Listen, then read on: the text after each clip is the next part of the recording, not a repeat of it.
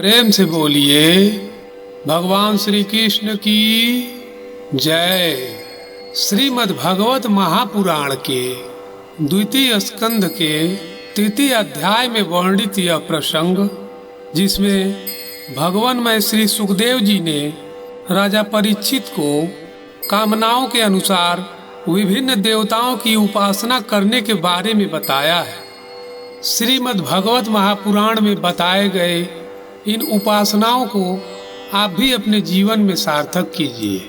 जैसी आपकी कामना हो, उन्हीं कामनाओं के अनुरूप जो भी देवता हैं उनकी उपासना करनी चाहिए। इससे कामनाओं की सिद्धि शीघ्र प्राप्त हो जाती है। दर्शकों, जिस प्रकार जीवन में हमें जिस लक्ष्य की प्राप्ति करने का उद्देश्य रहता है, जैसे यदि पूर्व की तरफ जाने पे हमारा कोई कार्य सिद्ध हो तो हम पूर्व की तरफ ही जाएंगे, तभी वह कार्य सिद्ध होगा, न कि पश्चिम की तरफ जाने से वह कार्य बनेगा। उसी प्रकार हमें अपने जीवन में जिस भी वस्तु की कामना हो, जो भी हमारी कामना हो, कामना के अनुसार जब तक उस सिद्धि को प्रदान करने वाले देवता की उपासना नहीं करेंगे, तब तक हमें वह प्राप्त कैसे होगा। भगवान श्री कृष्ण के लीला रस से ओतप्रोत यह श्रीमद् भागवत महापुराण का यह छोटा सा अंश आपके लिए प्रस्तुत कर रहा हूँ। कृपया इसे ध्यान से सुनिए और इसका लाभ उठाइए। श्री सुखदेव जी कहते हैं, जो भी पुरुष ब्रह्म तेज का इच्छुक हो वह बृहस्पति की उपासना करे। जिसे इंद्रियों की विशेष शक्ति की कामना हो वह इंद्र की उपासना करे, और जिसे संतान की लालसा हो वह प्रजापतियों की उपासना करे। जिसे लक्ष्मी चाहिए वह माया देवी की उपासना करे। जिसे तेज चाहिए वह अग्नि की, जिसे धन चाहिए वह वसुओं की, और जिस प्रभावशाली पुरुष को वीरता की चाह हो उसे रुद्रों की उपासना करनी चाहिए।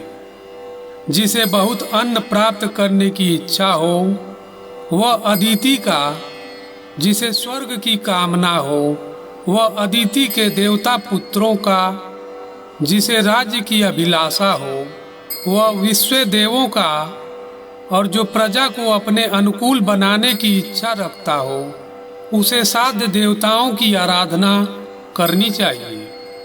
जिस पुरुष को आयु की इच्छा हो उन्हें अश्वनी कुमारों का, जिन्हें शरीर की पुष्टि की इच्छा हो वह पृथ्वी देवी की, और प्रतिष्ठा की चाह हो तो लोक माता पृथ्वी और आकाश का सेवन करना चाहिए, अर्थात पूजन करना चाहिए। जिसे सौंदर्य की चाह हो वह गंधर्वों की, पत्नी की प्राप्ति के लिए उर्वशी अप्सरा की, और सबका स्वामी बनने के लिए श्री ब्रह्मा जी की आराधना करनी चाहिए। जिसे यश की इच्छा हो वह यज्ञ पुरुष की, जिसे खजाने की लालसा हो वह वरुण की उपासना करे। जिन्हें विद्या प्राप्त करने की आकांक्षा हो तो भगवान शंकर की, और पति पत्नी में परस्पर प्रेम बनाए रखने के लिए माँ पार्वती की उपासना करनी चाहिए। धर्म उपार्जन के लिए श्री भगवान विष्णु की, वंश परंपरा की रक्षा के लिए पितरों की उपासना करनी चाहिए। बाधाओं से बचने के लिए यक्षों की, और बलवान होने के लिए मरुदगणों की आराधना करनी चाहिए। राज्य के लिए मनवंतरों के अधिपति देवों को, अभिचार के लिए निशिति को, और भोगों के लिए चंद्रमा की उपासना करनी चाहिए। और निष्कामता प्राप्त करने के लिए परम पुरुष श्री नारायण को भजना चाहिए। श्री नारायण के भजन से काम, क्रोध, मद, लोभ, मोह आदि व्यसन दूर हो जाते हैं और हृदय निष्काम हो जाता है।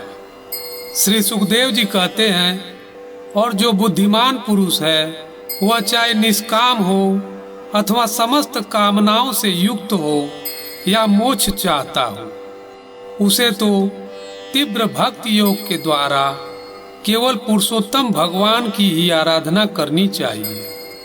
जितने भी उपासक हैं उनका सबसे बड़ा हित इसी में है कि वे भगवान के प्रेमी भक्तों का संग करें और भगवान में अविचल प्रेम प्राप्त कर लें। यह मनुष्य जन्म कई जन्मों के अच्छे कर्मों का फल है, इसलिए इस दुर्लभ शरीर को निरर्थक व्यर्थ नहीं होने देना चाहिए। चाहे कितनी भी व्यस्तता क्यों न हो, ईश्वर का अनुसरण, उनका ध्यान करने के लिए अवश्य ही अवश्य समय निकाल लेना चाहिए, क्योंकि बिना ईश्वर के भजन के इस आत्मा को शांति, इस आत्मा को तृप्ति इस पृथ्वी पे कहीं नहीं मिल सकती। जिसका समय भगवान श्री कृष्ण के गुणों के गान अथवा श्रवण में व्यतीत होता है, उस व्यतीत समय को छोड़कर जीवन के सारे समय व्यर्थ है।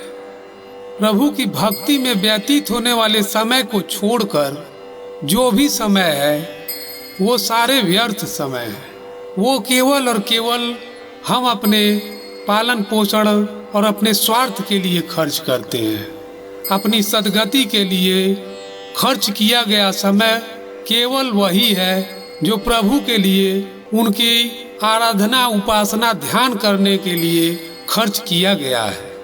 क्या यह सत्य नहीं है कि भगवान सूर्य प्रतिदिन अपने उदय और अस्त से आयु को छीनते जा रहे हैं? क्या केवल पृथ्वी पे मनुष्य ही जीता है? ऐसा नहीं है। वृक्ष नहीं जीते, वृक्ष भी तो जीते हैं। क्या लुहार की धौंकनी सांस नहीं लेती? वह भी तो सांस लेती है, लेकिन उसमें हरि गुण गाने का सामर्थ्य नहीं है। वृक्ष भी सांस लेते हैं, लेकिन भगवान का अनुसरण करने का सामर्थ्य नहीं है उनमें। जो भी प्राणी सांस लेता है उसमें जीवन है। जैसे हमारे अंदर जीवन है, वैसे ही हर प्राणी के अंदर जो भी सांस लेता है उसके अंदर जीवन है। लेकिन ईश्वर ने हमें ऐसा बनाया है कि हम उस योग्य हैं कि उनका अनुसरण करके इस आत्मा को सद्गति प्राप्त करवा सकते हैं, मोक्ष को प्राप्त कर सकते हैं। ये मोह माया का जाल तो केवल दिखावा है, केवल स्वार्थ में ये दुनिया बसी है। बिना प्रभु का भजन किए कल्याण नहीं हो सकता, नहीं हो सकता। गांव के अन्य पालतू पशु क्या मनुष्य पशु की तरह नहीं है? वे भी तो पशु हैं। जिस प्रकार हम पशु हैं, हम मनुष्य पशु हैं, वो भी पशु हैं। वो भी खाते पीते हैं, हम भी खाते पीते हैं। जीवन की सारी क्रिया वो भी करते हैं। वंश परंपरा के लिए जो क्रिया होता है वो भी करते हैं, हम भी करते हैं। लेकिन हमें ईश्वर ने कुछ ऐसा दिया है कि जो उनसे भिन्न हमें बनाती है। इसलिए उनका अनुसरण करिए, ध्यान करिए, भक्ति करिए, भजन करिए, नाम जपिए, स्मरण करिए, कुछ भी करिए, कुछ समय उनके लिए निकालिए, क्योंकि वही एकमात्र मोक्ष के बिंदु हैं और सब शून्य है। बाकी जगत शून्य है, ये ब्रह्मांड शून्य है, कुछ है नहीं। आप विचार करके देखिए, ये पृथ्वी पे हम एक कण के बराबर भी नहीं है। पृथ्वी तो ब्रह्मांड का एक छोटा सा हिस्सा है। हम तो केवल उनकी भक्ति में अपना मन लगाते हैं, अपने हृदय में उतारते हैं और मगन हो जाते हैं। जो मनुष्य भगवान की कथा कभी नहीं सुनता, उसके कान बिल के समान है। जो जीव भगवान की लीलाओं का गायन नहीं करता, वह मेढक की जीभ के समान टर टर करने वाली जीव है।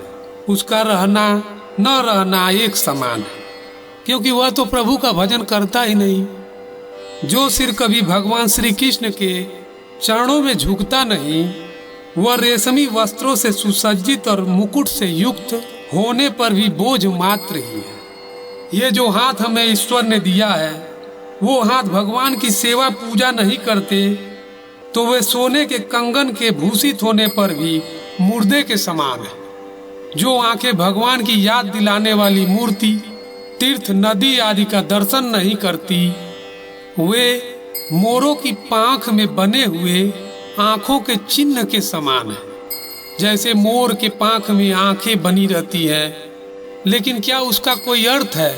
नहीं, केवल देखने में सुंदर लगती है, बाकी वह व्यर्थ है। मनुष्यों के वे पैर चलने की शक्ति रखने पर भी भगवान की लीला स्थलियों की यात्रा नहीं करते, तो वे पैर न चलने वाले वृक्षों के समान है, जड़वत है। जब प्रभु की लीला स्थली पे जा ही नहीं सकता, तो क्या वृक्ष, क्या ये पैर? जिस मनुष्य ने श्री हरि नारायण के चरणों पर चढ़ी हुई तुलसी की सुगंध लेकर उसकी सराहना नहीं की, वह श्वास लेता हुआ भी श्वास रहित शव है। भगवान के मंगलमय नामों का श्रवण कीर्तन करने पर भी जो हृदय पिघलकर उन्हीं की ओर बह नहीं जाता, वह हृदय नहीं लोहा है। जिस समय हृदय पिघल जाता है, उस समय नेत्रों से आंसू छलकने लगते हैं और शरीर का रोम रोम पुलकित हो उठता है। जब ऐसी अवस्था आए तो जानिए कि प्रभु में लगन हो गई, प्रभु में मन लग गया। श्रीमद् भागवत में वर्णित देवताओं की उपासना का यह प्रसंग संपूर्ण हुआ। मुझे पूर्ण विश्वास है कि आप भी यह कथा श्रवण करने के पश्चात श्री नारायण प्रभु की कृपा से कुछ लाभ अवश्य प्राप्त करेंगे। भगवान का स्मरण करते हुए प्रेम से बोलिए श्री विष्णु भगवान की जय, भगवान श्री कृष्ण की जय। श्री कृष्ण गोविंद हरे मुरारी, हे नाथ नारायण वासुदेवाय। श्री कृष्ण गोविंद हरे मुरारी, हे नाथ नारायण वासुदेवाय। श्री कृष्ण गोविंद हरे मुरारी, हे नाथ नारायण वासुदेवाय। श्री कृष्ण गोविंद हरे मुरारी, हे नाथ नारायण वासुदेवाय। श्री कृष्ण गोविंद हरे मुरारी, हे नाथ नारायण वासुदेवाय। श्री कृष्ण गोविंद हरे मुरारी, हे नाथ नारायण वासुदेवाय। श्री कृष्ण गोविंद हरे मुरारी, हे नाथ नारायण वासुदेवाय। श्री कृष्ण गोविंद हरे मुरारी, हे नाथ नारायण वासुदेवाय। श्री कृष्ण गोविंद हरे मुरारी, हे नाथ नारायण वासुदेवाय। श्री कृष्ण गोविंद हरे मुरारी, हे नाथ नारायण वासुदेवाय। श्री कृष्ण गोविंद हरे मुरारी, हे नाथ नारायण